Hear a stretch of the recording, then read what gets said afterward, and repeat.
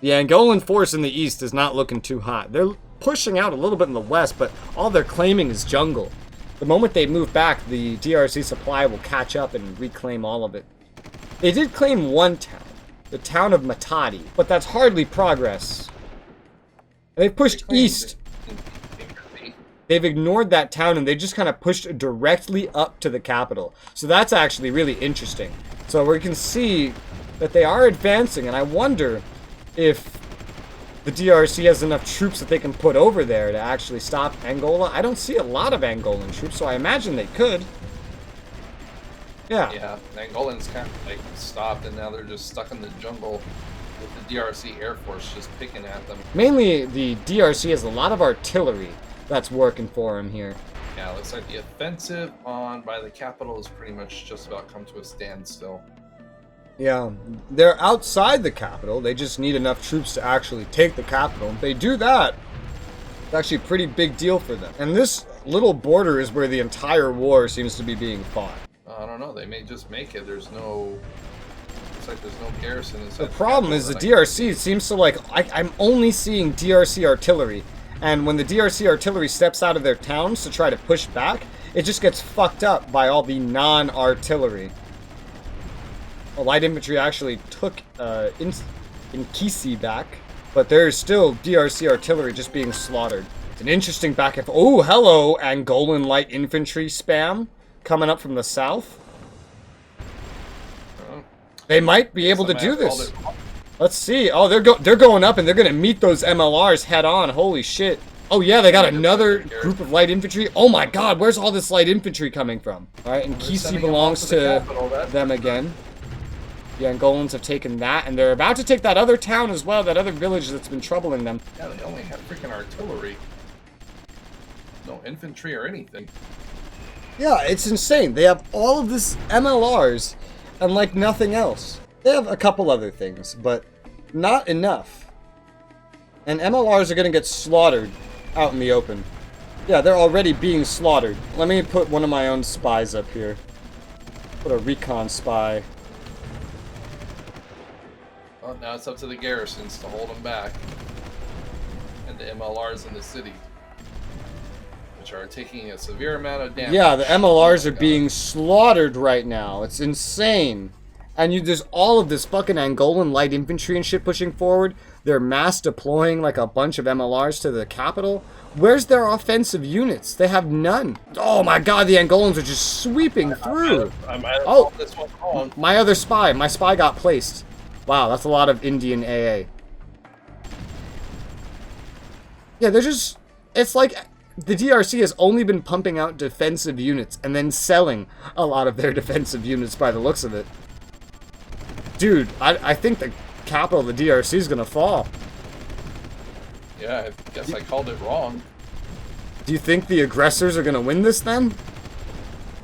They might. They're with the garrison. There's a whole lot of MLRs running off to the west right now. And I have a satellite available for launch. Nice. Angola took over the military base next to the capital. And they got even more units coming in. Where are they getting all this? So, this is crazy. We're seeing an Angola that has produced, like, primarily offensive units, fighting a DRC that seems to have primarily produced defensive units. And they're mismanaging their defensive units. Whose side is India on in this war? I see a lot of Indian troops. They're not on anyone's side. They just bought units and never moved them. Oh. The MLRs in the capital are falling. Oh my god, the capital's gonna fall. The capital's about to fall! One left, and then an AA. Just the AA now. There's literally just an AA defending the capital. It's half dead. It's about to be fully dead. It's dead. And now the capital has fallen to Angola. Holy shit. Are they going to move it, or are they going to concede? I don't know, man. They just lost a good bit of their military approval rating. Angola, man. Angola's going to own the whole DRC at this rate. Dude, that's insane. I just researched the maglev shit. Cool. Wow. And my satellite is launched. And now that the capital's fallen, the Angolans are swarming. Holy shit. Here comes Angola. Down with the DRC. Man, you took over Congo, and what was it for? What did you accomplish? Prolonging your death a little bit?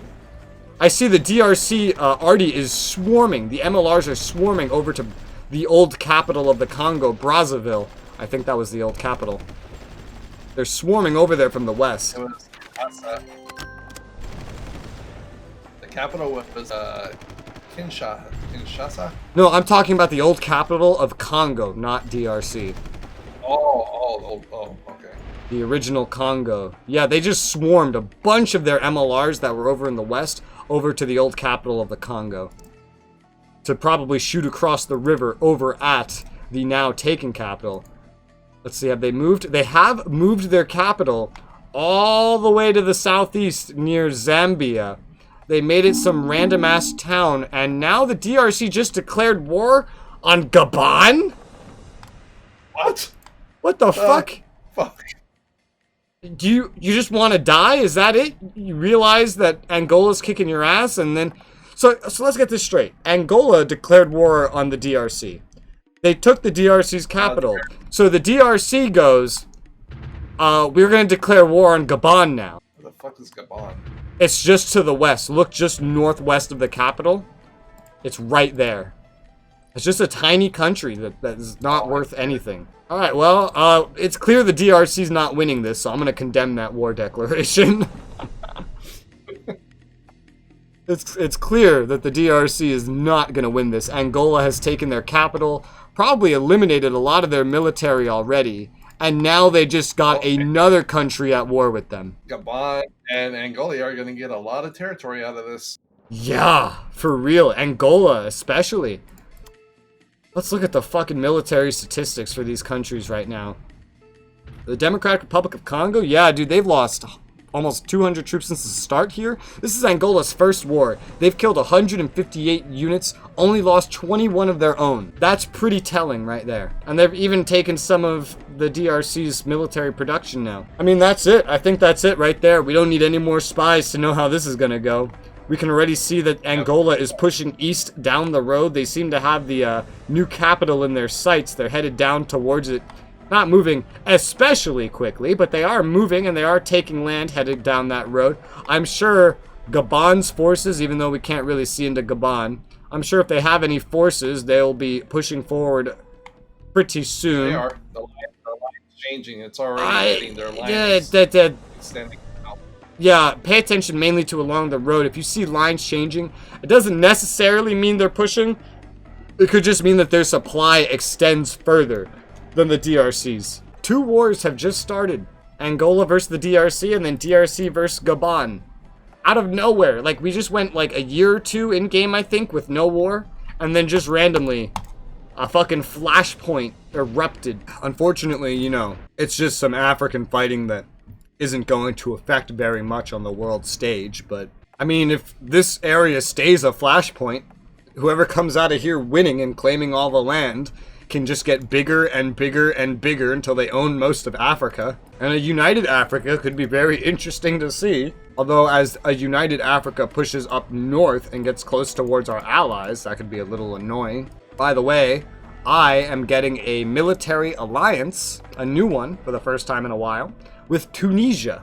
One more Muslim Northern African nation. And now you're going to war. Yep, there's my alliance popping. Great, I got a new ally. Making the world love me. Putin's government loves me. It's just his people. They do not like me. Makes me so sad. We could be such good friends, Russia. Looks like the city of Kikwit has fallen to the Angolans. It's their first actual city they've claimed, pushing down the road southeast to the new capital. And they're still pushing. The next thing they're going to hit is that fucking farm, that agricultural farm. The next research I finish is fire control upgrades, and then I will be one step closer to the tank that I want, the T-14, the Armata. The Angolans have hit that agricultural farm, and they're still slowly pushing forward. There's still some fighting, a lot of MLRs still sitting on Brazzaville, the old Congo capital. Who the hell is this? Who the hell is this? Oh, Equatorial Guinea is sailing some merchant marines down the river in the middle of the war zone. What the hell are you doing here? Are you involved in this war somehow? And I see a whole bunch of Angolans just rushing east to join the front lines. What are you guys doing? Are you guys joining the war? Oh my god, they're joining the war. Wait a minute. Equatorial Guinea must have a mutual defense with Angola because they're sailing to the old capital of the DRC, landing, and then rushing east to go join Angola in fighting the DRC. So there is a third country involved here. Equatorial Guinea has sailed in and actually joined the war. And Gabon has actually pushed forward with their military. They are now on the front lines, pushed up to Lubomo, to the northeast part of Angola, the very west end of the DRC now. And they are now fighting with their offensive units, still just as outdated, the DRC MLRs that are defending the area. Oh boy. Yeah, the DRC has certainly lost. They're fighting 3 countries, at least, not 2. Don't you love when a war just goes the opposite way you expect it to? Yeah, Lubomo at this rate is just gonna fall. Yeah. The Gabonese are gonna take it. This seems to make me wonder how the hell they even took the Congo to begin with. Well, the Congo was really, really tiny. It wasn't that hard to take. It's so crazy. There's still more merchant marines coming in from Equatorial Guinea to help Angola. Angola's only getting more troops. Not to mention Gabon is fighting the DRC now too. And now, oh my god, Angola has just pushed so far southeast. They're at the next town now. Angola's even pushed even more DRC land. They stopped just pushing down the road. They're also pushing up from their southeasternmost territories now. They're sending troops around there. I could see their infantry moving. And they're taking a shorter way to just kind of cut off. They literally just cut off the roadway in between their current original push and the capital near the city of Camina. And I caught a spy from Chile. This is like an interesting, almost little power block. Equatorial Guinea, Gabon, and Angola. These are countries to keep an eye on, that's for sure. I mean, they wouldn't stand a chance if we tried fighting them. We've already advanced way beyond their tech, and they've barely advanced at all. And I just caught spies from Kenya. Spy everywhere. Oh yeah. I don't know why they're spying on me. Go spy on Angola and the DRC and Gabon. This is where the fucking action's at right now. This is the cool shit. We're not interesting. What am I doing? Literally nothing. I've talked behind closed doors about attacking Madagascar, but I haven't done it yet. But hey, literally all the uranium mines I was building has finished, and I'm still not producing enough uranium because my usage of it has actually gone up even further. Well, time to build more uranium. Jesus Christ, man. 14 more uranium mines. That ought to do it, right? We're gonna build another 14. Fuck it, let's go. And then I have one more patch of uranium mines. You know what? I'm gonna build another 2 on top of this. And then I have one more patch south of Yads that I can utilize later.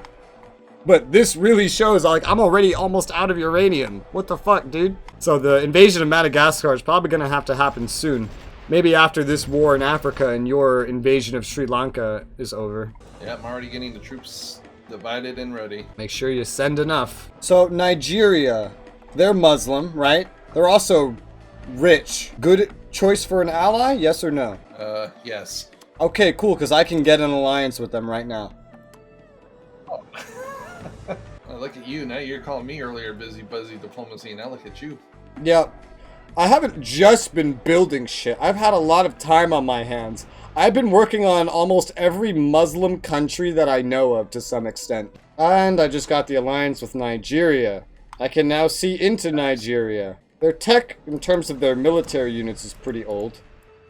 They're definitely not technologically advanced, but they're fucking rich. So since I've last looked, the what are they called? The Angolanese? I don't know. The Angolese. They've taken another couple of cities, and they're... Angolans. The Angolans, yeah.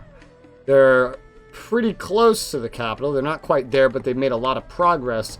They're not bum rushing it, but they're like linking all of their pushes together, which is pretty nice. And, oh my god, wait a minute. Holy shit! Gabon has advanced so much. They didn't even take Lubomo, the one thing I thought they would take, but they pushed forward and they took Brazzaville. Well, actually not Brazzaville itself, but they took the military base outside Brazzaville, and they took all the land surrounding it. Holy fuck, dude. Gabon has made a lot of progress. Wow. All they need to do is just keep pushing east. Poor DRC, man. They're just dying. It's their own fault. I mean, not for Angola to declare, but why would they declare war on Gabon for it? Like, you're already fighting a war. Yeah. Why would you go? Especially not even anywhere near the capital. Yeah. Like, dude, like, I know it's high, but fuck. I wonder what built up over time to make that happen. You still want to use Somalia as an entrance into that part of Europe or Africa? Because I can get an alliance with them now, too. Go for it. Hell yeah. We're making friends all over Africa. Muslim world unite. There's the alliance, baby. I had to think about this one. I wasn't sure about this one because of the fact that they have uranium, and I didn't know if I wanted them as a friend or if I wanted their uranium. But there's enough other uranium in the world that I don't need to bully Muslims for it. We're RPing, man. Yeah, you'll take Madagascar. And Yeah. that'll be. And then there's always South Africa and just, the southern half of Africa where there's some more uranium, and none of those countries are fucking Muslim. Yeah, so they're expendable. Exactly. And there's always Australia. Which you will never have. Don't say never. Look how much has changed in 8 years. What do you think will happen 8 years from now? Never say never. Anything can happen. Dude, what if I invaded Serbia? They have uranium. Oh my god. Well, just hear me out. What if I befriended Albania and Kosovo because they're Muslim, and then I invaded Serbia for their uranium? They're not in NATO. They're not allied with anybody. And they have uranium. And then I have a foothold in Europe. What do I do with that? I don't know, but I'll have some more uranium. I find it so amazing that in real life, the United Kingdom lets Ireland exist. I mean, just think about it. Ireland has no political power to determine their own existence. They stay neutral all the time. They're not in NATO. They don't help NATO. They just exist directly against the United Kingdom. They were in Great Britain during World War I. The fact that they exist is really weird because the UK could end their existence at any moment. Go back to World War II and deal with that United Kingdom and they wouldn't let Ireland exist. Ooh, Sweden has uranium. Ooh. Ooh, a lot of uranium. Oh, Sweden. I thought you said you're staying out of Europe. Yeah, getting temptation. Don't get into temptation. Just take Madagascar. Why doesn't Battle let me go to Antarctica? I want to conquer the penguins. And Gabon has officially conquered Old Congo and pushed out even further. Yeah, dude, Gabon and Angola are going to be a lot bigger, and there's no more DRC after this. I feel like that's too much air for that little island. They literally have to take turns landing and refueling. This is where actually aircraft carriers would come in handy. You could artificially extend the capacity of air over there if you put some aircraft carriers nearby it. Okay, I'm getting an invasion force moving towards Madagascar. Nice. I'm also going to raise my maintenance training funding up a good bit to get their efficiency up higher. Doesn't need to be perfect, we're just going against fucking Madagascar. But, higher would be nice. I just don't want to break the economy before my war even starts. I'm taking troops from everywhere. I'm sending like 300 troops there. That is probably excessive. But when invading island nations, I feel like it's better to be excessive than to show up unprepared. Especially island nations of this size. Ground units, 52 air units, although 200 Navy units, but a lot of those are... actually land units. Yeah. So I'm just waiting for the rest of the fleet to get down here. And I caught a spy from Portugal in Israel. Almost all the spies go to Israel. My troops have a much longer way to go to get to their war target. And when they get back, I'm literally just going to throw them all at my home islands. Just everyone there, just return to the home islands. I'm going to take Madagascar. I've almost capped out my uranium production already. I need more uranium. The warmongering must continue. And then I can develop Madagascar into a bit more of a base. They only have one land production, and I see the base they have it at. I can put 2 more land production there. They're following pretty much the formula that I use when I set up land production facilities and I leave room for like 1 air. They have an air base there and everything. So I'll pretty much just leave that it is, toss down 2 more land productions, and Madagascar can produce its own defenses. And then eventually maybe go into Africa. I don't know. Who knows how this playthrough is going to go. At the beginning, I was talking about invading Thailand and Laos, Cambodia, Vietnam. I haven't looked over there since I took over Malaysia. And now we're freaking in the Middle East. And now I'm in the Middle East. I'm in Israel. I'm at like the cross section between Europe, Africa, and the Middle East. And Poland and Moldova made an alliance. Okay. Wow. Andorra is such a failed state that it's not only capped out on its debt, ruined its economy and its domestics, and is bleeding its entire population, but it's 2 billion in the red on top of being in debt. And there's nothing here except a capital city. It doesn't have anything else. But it's going to end up a barren wasteland with nobody living there at this rate. Might be a good idea. Take some landing craft over on that side. Could be, yeah. Ooh. Looks like they're ready. That port has full garrisons. Nowhere else is nearly as, like, militarized, but that port that you have to land on, full fucking garrisons. What you need, man, and you know, they probably have garrisons there too, is that barracks up north. That would be so useful. You should place a spy on that barracks and see if they have full garrisons on it or not. I love how all of a sudden we're using spies, by the way. But yeah, you should place a spy on that barracks up north and see if they have full garrisons there. Because if you can take that, you can win this. Oh yeah, shoot, yeah, just land merchant the landing craft right there on that road, right? And then just take it. Yeah, but put a spy on Vavonia to see if they have full garrisons or not. Because it's in fog of war, so we can't see. But I can see on Negombo that they have full garrisons. They have 7 garrisons there right now. So it would be very difficult to actually guaranteed take it. Yeah, they just have 2 housers guarding it. Oh, no. They have almost full garrisons there. Do you know how to check the garrisons? No. So hover over it, and then you can see under the name Vavonia on what pops up, you can see the amount of garrisons they have. Oh shit, yeah. I see they have that almost full garrisons there. So where they have their barracks, they have basically full garrisons. So it's going to be pretty hard to take the port of Negombo or Vavonia. So actually, because it's so difficult to take that, maybe you should just focus as much as you can on Negombo. Instead of splitting, like just land on the road to the north of Negombo with all of your landing crafts, and then just try to push them around and just focus everything on Negombo. You know, it would even be best.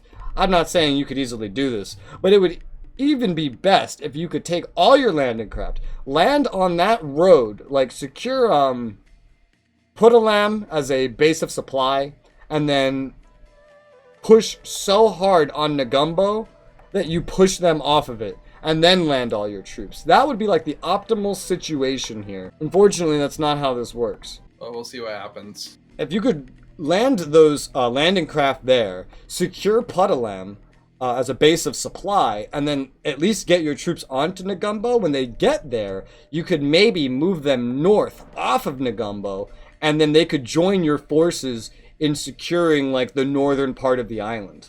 Now that I think about it, that might be the best way to do it, if that ends up working out. Because unfortunately, Sri Lanka's ready for war. Like, they're ready to be attacked, and they're ready to be attacked at Negombo.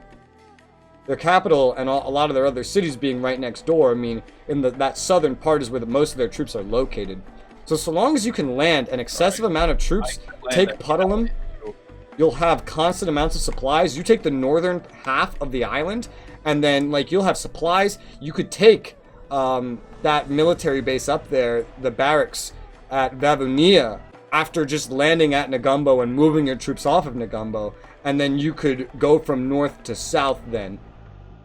That's what I'm thinking. You can also go south to north. I could land at Gale. That has 1 garrison and a little IFOV2.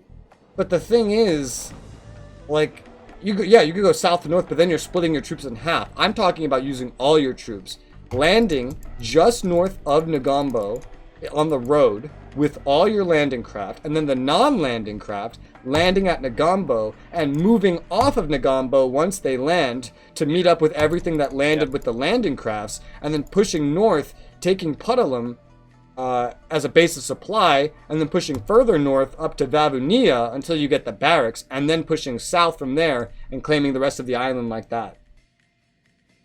Oh, okay, I gotcha. It would be nice if I could ping and draw arrows on the map for you. No, I get what you're saying. Oh, my economy's actually holding up even with my increased military spending. Nice. So is mine. I'm surprised that it's holding. Like, my economy's become a lot bigger. It's not as sensitive. It may be high right now, but it's not as sensitive as it used to be. I'm gonna increase my maintenance and training spending up to 90 million. I see some of my landing craft just going by your fleet. Hey, guys! Like, good luck! Good luck! That's an AT right there. I'm going to Madagascar! Dude, look at Somalia. We'll see you. Do you see my fucking fleet just on its way down? Oh, shit. Yeah, I see it. That's right there. That's about 1/5 of the units that I'm sending. 1/5. 20%. Oh, the Democratic Republic of the Congo fell. Goodbye, DRC. What? Let's take a look. Yeah, what does it look like? You got what? Oh boy. Big gains on both sides, but mainly Angola, of course.